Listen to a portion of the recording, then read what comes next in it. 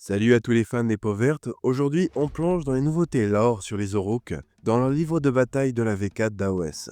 Le livre nous a apporté pas mal de révélations intéressantes, aussi bien autour d'événements récents que dans le passé, ou encore sur certains points du fonctionnement des membres des clans Aurochs. Analyser ce que ça change et ce que ça pourrait impliquer dans l'univers d'AOS. C'est parti.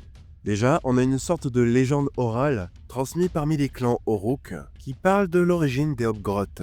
Vers la fin de l'âge des mythes, lors d'une séparation de Gorkamorka, Gork et Mork seraient entrés dans un conflit et les Hobgroth auraient choisi de trahir Mork et ont tenté de rejoindre le camp du plus fort.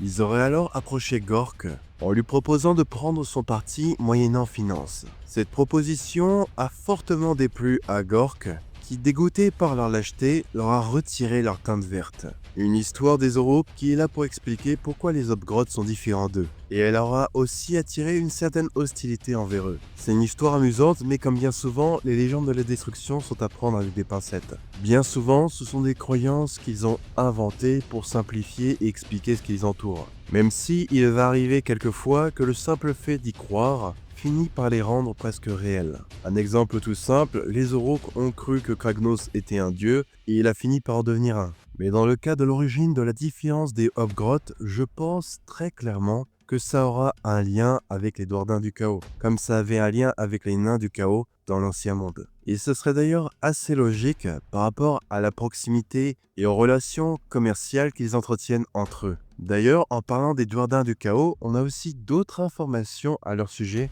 dans ce livre de bataille. On apprend qu'ils ont participé à un conflit majeur avant l'ère de la Bête, donc probablement en parallèle de la guerre des âmes et des guerres des portes. Et au milieu de tout ce tumulte, il se trouve qu'il y a eu une guerre en parallèle dans l'ombre, entre les Doardins du Chaos et les Kruleboyz. Cette guerre aurait mené les deux factions dans leur retranchement, et ne s'est soldée par la victoire ou la défaite d'aucun des deux camps. Depuis, les Doardins du Chaos refusent de commercer directement avec les Aurochs Kruleboyz. C'est pourquoi ce sont maintenant les Hobgroth qui semblent servir d'intermédiaires. Les Kruleboyz ont fini par penser plus rapidement leur plaie et à augmenter leur nombre, de par le mode de reproduction des peaux vertes avec les spores. Ça explique d'ailleurs pourquoi on n'avait pas tellement entendu parler d'eux avant l'ère de la Bête, et même chose pour les Doardins du Chaos qui eux auront mis un peu plus de temps. On ne sait pas encore ce qui a provoqué ce conflit direct entre ces deux factions. Qui sait, il s'agirait peut-être d'un cas similaire à celui qu'on a eu dans l'Ancien Monde, où les Nains du Chaos avaient réduit en esclavage des orques qu'ils avaient modifiés et qui ont fini par se rebeller. Les Hobgroth à l'époque s'étaient rangés du côté des Nains du Chaos, ce qui leur a permis d'avoir un statut un peu plus privilégié. Et là, pareil, dans AOS, l'intervention des Doardins du Chaos expliquerait l'apparence différente des Kruleboyz Aurochs et des Hobgroth. Et ces derniers se seront peut-être eux aussi rebellés pour échapper à la servitude. Il y a même, selon moi, un autre indice qui pourrait indiquer que les Kruleboyz avaient potentiellement été un peu plus proches à une époque des Doardins du Chaos. Et cet indice, c'est Gobsprak, la bouche de Mork, qui possède supposément la main coupée d'un duc du changement. Chose qui ne devrait pas être possible car le corps des démons se dissipe et retourne dans les royaumes du chaos normalement. Sauf que il y a un certain peuple qui sait manipuler avec aisance les démons pour les transformer en armes ou en outils. Et c'est bien entendu les Doardins du Chaos, dont Gobsprak et certains mages Kruleboyz pourraient avoir obtenu ce savoir d'eux. Quoi qu'il en soit, l'avenir nous dira ce qu'il en est. On a aussi eu d'autres informations intéressantes autour des Hobgroth. Il semblerait que non seulement de jouer sur les deux tableaux entre les Aurochs et les Nains du Chaos, ils commerceraient et passeraient aussi des accords qui leur bénéficient avec des humains des cités de Sigmar. Alors au premier abord, j'ai été personnellement assez surpris, mais pour clarifier les choses, ce ne sont pas les conclaves dirigeants des cités qui passent des accords directement avec eux, mais plutôt différents officiers des guildes libres qui cherchent à obtenir des informations sur les différentes WAG Aurochs lorsqu'ils patrouillent sur les frontières des cités de Sigmar. Les Hobgroth sont assez cupides pour vendre des informations sur les WAG, que ce soit leur position, leur leader, leur stratégie, leur cible, etc. Tout cela bien sûr en échange de grandes quantités de métal de bonne qualité. Une association assez surprenante, mais totalement dans l'esprit d'Hobgroth, toujours prêts à vendre leurs services au plus offrant. Une autre nouvelle information qui est très intéressante est à propos des haches de Gordrakk. craseuse et rusée.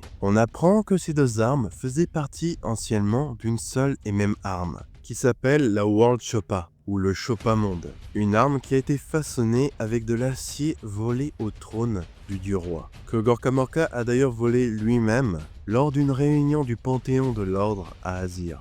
Il a ensuite offert cette arme à l'un de ses meilleurs champions, qui a depuis changé de main maintes fois jusqu'à arriver à Gordrakk. Une autre information assez surprenante sur les mâches-fer cette fois, on apprend que certains ont commencé à faire prisonnier des Hobgroth et des Caradhran afin de les forcer à construire des bateaux et des vaisseaux aériens. Alors, ils n'ont pas eu un amour soudain pour la technologie, mais ils ont simplement fini par comprendre que ces choses pourraient leur permettre d'atteindre des combats jusqu'alors inatteignables pour eux. Et d'ailleurs, ce n'est pas la seule faction qui commence à obtenir ce genre de choses ces derniers temps. Les villes du Ciel Obscur avaient réussi à prendre le contrôle d'un stratopore dans le passé, et les Skaven de clan Skryr commencent à construire de plus en plus de vaisseaux volants.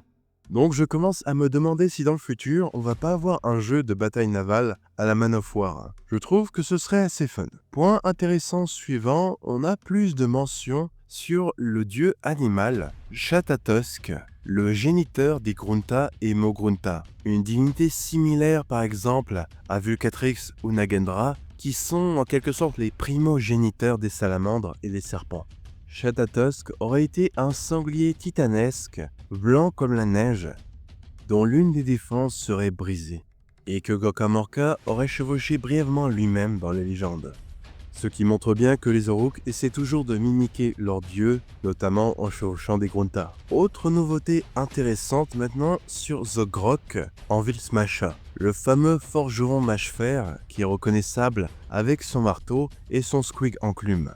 On l'a brièvement vu durant les croisades Éophore, lorsque Sawag a rejoint le roi Brod dans le siège du fort Gardus. Et cet événement a d'ailleurs justement beaucoup marqué Zogrok. Il a découvert une nouvelle grande passion pour la guerre de siège, ce qui l'a motivé à construire toutes sortes de machines de guerre improvisées, ainsi que des armures plus solides pour résister aux tirs de machines qui sont sur des remparts, ce qui le rend très apprécié parmi les Hard Boys, et a fait de lui un forgeron encore plus renommé parmi les mâches-fer.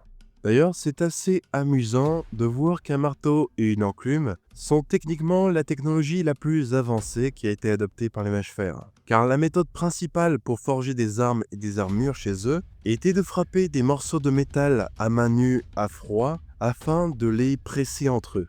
Ça explique pourquoi la forme de leurs armures est si particulière, et peut-être aussi pourquoi la décision de Zogrok d'utiliser un marteau lui a subitement permis de créer des armes et des armures de meilleure facture. Enfin, en tout cas, par rapport au standard Uruk. Je suis à peu près sûr que des artisans Khazalides tomberaient en larmes s'ils étaient témoins de ce processus. Autre changement qu'a provoqué le siège du fort Gardus est que maintenant les Uruk qui en ont entendu parler commencent à cibler d'autres forteresses qui portent le nom de guerriers renommés, que ce soit des forteresses de l'ordre, du chaos, de la mort. Peut-être parce qu'ils pensent que ces guerriers ont transmis leur énergie combative à ces forteresses. En somme, la mode des Wag Uruk semble évoluer en quelque sorte. En plus de Zogrok, on a aussi de nouvelles informations sur Skamdrek. Et honnêtement, ça fait plaisir que ces deux personnages nommés continuent à être développés. Du coup, pour Skamdrek, même parmi les Cruel Boys, il est considéré comme étrange. Il a quitté son ancien clan pour se consacrer à sa propre armée, qui est composée d'un véritable zoo de monstres cauchemardesques. Et il a commencé à accumuler une réputation si terrible que même les siens ont commencé à avoir peur de le rejoindre. Ensuite, il est intéressant de noter que les Bone Splinters sont toujours mentionnés dans le nouveau Battle Tome, malgré la disparition de leur profil dans le livre.